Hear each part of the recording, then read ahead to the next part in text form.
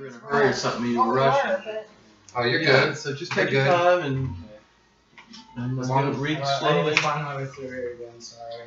Here, let me. He asked me if I had 5 minutes to spare for Sorry. a 7 minute speech. No, it's because I have to see. Okay, I have to go again. Okay. It says, according to social media, today, 2015, over 29% of the world's population, or roughly over 2 billion people, owns an active social media account. And it is predicted this number will increase to over 2.5 billion people by the year 2017. I'm positive that all of you know what social media is, and I'm sure that most of you probably own a social media account. Well, regardless, social media isn't all that it cracks up to be.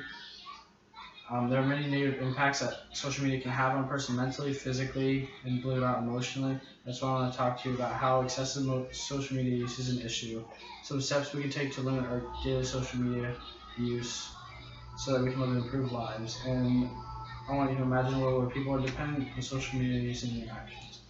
Okay, so it says, let's first discuss why social media is an issue and how it can negatively impact their well-being. So, let's see that here. Social media gives people a false sense of connection to one another, and it hurts our social skills. According to Small Business Chronicle 2015, social media sites can make it more difficult for us to distinguish between the meaningful relationships we foster in the world and the numerous casual relationships formed through social media. By focusing so much of our time and physical energy on these less meaningful relationships, our most important connections, he fears, will weaken. Moreover, social media can hurt us mentally because of the negativity that poses on us with occurrences such as cyberbullying. In Global Issues and Context 2016, it was stated that nearly 1 in 4 teenagers suffered hate abuse online in the last year. A major report is revealed. A survey of 13 to 18-year-olds found that 24% reported they were targeted on the internet because of their gender, sexual orientation, race, religion, disability, or transgender identity. About 1 in 25 said they were singled out all or most of the time. And as a result of this, many children see no other way out except suicide and manic depression, unfortunately. Furthermore, social media leads to decreased productivity with work, school, relationships, etc. because it serves as a useless distraction and a time killer. According to Small Business Chronicle 2015, social media is associated with decreased productivity due to the fact that social networking sites can prove to be a great distraction to employees who may show more interest in what their friends are posting than in their work tasks, for instance. Finally, social media encourages people to become more public about their personal and private lives. What is posted cannot be removed because it is permanent. In Global Issues and Context 2016, it is construed that, despite the widespread appeal of social media, many concerns remain. Privacy advocates note that social media sites collect large amounts of data on users and their habits. Employers may use social media to screen prospective employees or monitor current employee activities and views. Note this is fairly evident that what we post or share on social media isn't always in the best interest and may have a detrimental effect on our lives outside of the digital realm if we're not careful.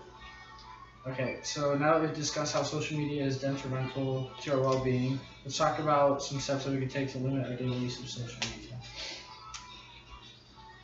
Okay, so one solution is to track and limit your daily social media use to 1 hour every day at the absolute most, so that you can live much richer and more productive lives. It says the Life Hacks website 2015 states that the simplest way to ensure you aren't wasting your time in any one place is to monitor your time. Use a stopwatch and set a limit. When time is up, log out regardless of what's left. There's always tomorrow. This is a crucial step in ensuring that social media does not predominate and dictate how we live our lives. Instead of wasting countless hours browsing social networking sites, people can live much more productive and dynamic lives if they decide to limit the use of social media. Life Hacks website 2015 further states that people should only use these tools when your work has been done or during downtime. Don't spend time updating your profile or changing your profile pic when there is work to be done. This will not only save you time and increase productivity, but will build self-discipline as well. Moving on, another solution is to delete social media applications altogether. To delete social media applications altogether because social media is a mindless distraction that people do not really need. Deleting social media would be beneficial because according to the Thought Catalog 2014, Something that started out as a fun and great way to connect with friends has become too much. The myriad of information is pointless, unproductive, and negative. Life is already stressful enough, why add more? So social media is essentially useless and is not an absolute necessity for our well-being. So owning social media profiles does not benefit us in any way whatsoever, but instead hinders us. In the Thought Catalog website 2014, it also says, it is important that you know the author behind the article I'm referencing was among one of the many people who decided to delete all of their social media accounts in an experiment. And speaking from personal experience, we totally just zone out and lose track of time when we're on Facebook because our brain is overloaded in its mindless activity. It's just too much. Not being overwhelmed with so much has totally affected my mental health. Thumbs up. That was the author speaking. Let's talk about next the future where a world of regular use and implementation of social media into our daily routine has become predominant, and basically what it would look like and what effects it would have if people were dependent on social media. Social media is a mindless distraction that, if not used properly, can lead to increased distress and unproductivity, and believe it or not, depression. Discovery website 2015 states that a series of studies commissioned in 2012 determined that Facebook can feed anxiety and insecurity. Of those surveyed, half responded that social media was changing people's lives for the worse, typically as a result of feeling inadequate in comparison to their peers.